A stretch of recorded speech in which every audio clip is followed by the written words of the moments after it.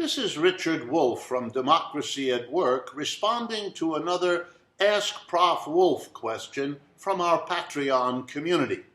This question comes from Hashim Hardy.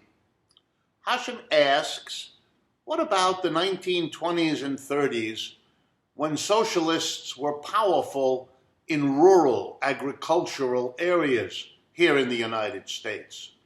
Hashim wonders, how did a left wing of socialists and communists appeal to rural agricultural areas? Before responding, I would like to underscore that socialists and communists in many countries have on occasion become very powerful and very popular in rural agricultural areas. This is a situation that is not unusual and is not rare. And it's therefore an important topic, and I'm glad it has been raised. It's part of a broader understanding of what socialists and communists have always faced.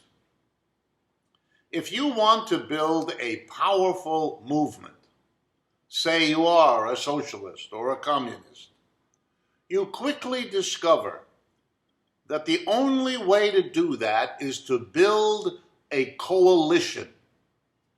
People are very different.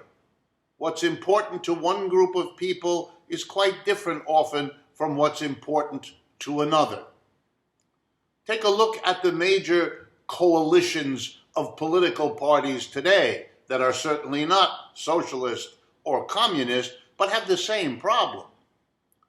On the right, the alliance, the coalition, if you like, that supports Donald Trump includes evangelical Christians who have a great deal on their mind that is not the same of people who want to be able to have guns or people who want to be able to wage trade war against China or people who are hostile to immigrants. A very different set of groups with different priorities were brought together by the Republican Party, by the Trump version of the Republican Party. And if you look at the Democratic Party, it's again a coalition.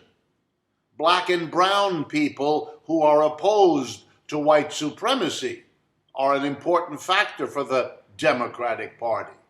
So are more educated people, so are more urban as opposed to rural, and so on.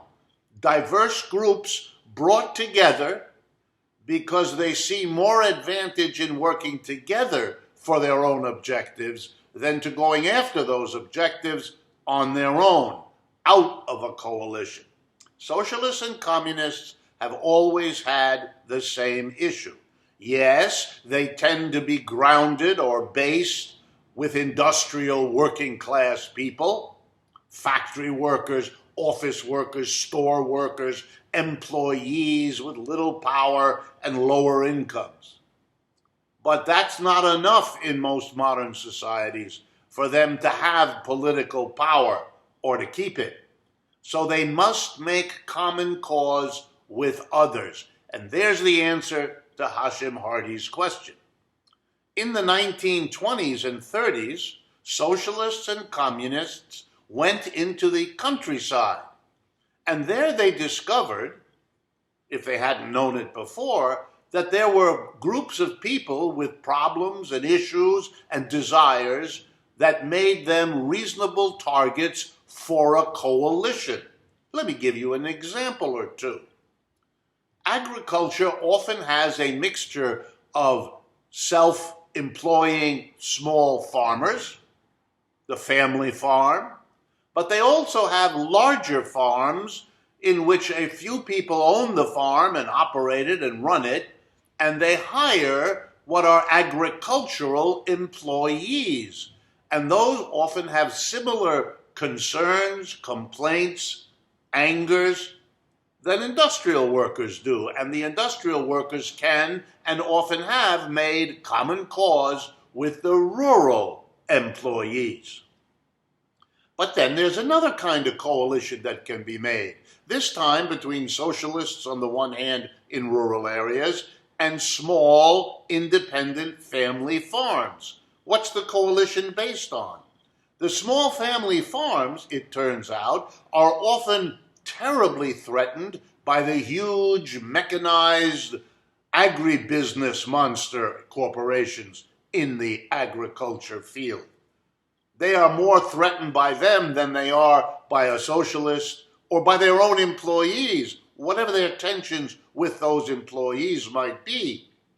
And it's possible for them to be approached by saying, if we, the workers here in the rural area, together in an alliance with the workers in the urban industrial areas, together with you, the small family farm, together confront the big farms, then we will all together be strong enough to have a chance to win some of the issues that we are now losing because we're not in a coalition like this. That's exactly what happened in many parts of the United States in the 20s and 30s, given what was happening to the declining family farm agriculture of that time. And what were the demands? The demands were non-discrimination. The big farms could get better prices for the grain that had to be carried on railroads to the big cities. That was an unfair competition relative to the small family farm. Banks were willing to lend more and at better rates to the bigger enterprises than to the small ones. The small ones wanted to change that. They wanted rules on maximum interest rates. They wanted rules governing fair pricing of transport. They had real interests that the big businesses did not want to agree to, but their allies on the working class were more than willing. A deal could be struck. You family farmers will join with us in pressing for higher wages. And we will join with you in pressing for a more level playing field in the competition between small family farms on the one hand and huge monster agribusiness on the other. Many comparable kinds of coalition can be made. Most successful socialist and communist revolutions and movements in human history, once you look at them closely, have required and have involved these kinds of coalitions, which can bring socialists into a very popular place among farmers and rural people, and have done so on many occasions. This is Richard Wolff, thanking our Patreon community for its support and interest.